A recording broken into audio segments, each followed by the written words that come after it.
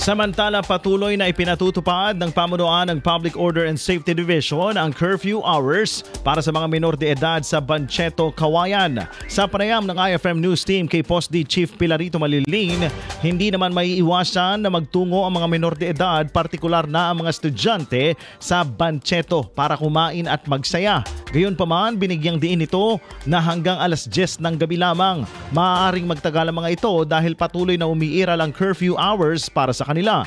Ayon kay Malilin, ang hakbang na ito ay upang masiguro ang kanilang kaligtasan sa pamamagitan ng pagpapauwi sa kanila o kanilang mga tahanan ng maaga. Dagdag pa ng hepe, mahigpit ring ipinagbabawal para sa kanila ang uminom ng nakalalasing na inumin dahil maaaring ito pa ang maging dahilan upang sila ay masangkot sa kaguluhan. Bilang hakbang, katuwang nila ang Kawayan City Police Station at mga barangay officials sa pagroronda sa lugar upang masiguro na ang kabataang ito, ang mga kabataang ito ay tatalima sa ipinatutupad na alituntunin sa lugar. Mahigpit ang kautusan ng ating City Local Government Unit yan sa pamumuno ni Mayor JCD at ng ating City Vice Mayor Benji. No? But only, this is a reminder to them also na yung Bancheto is you go there to have magre-relax ka rin, medyo mag-unwind ka ng konti, but may mga limit din tayo doon.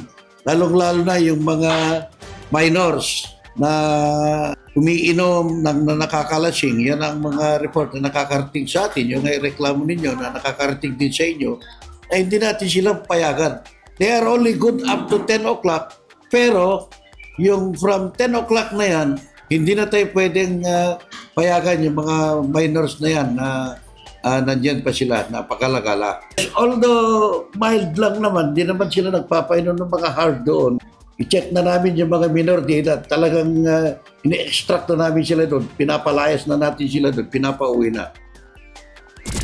IFM News.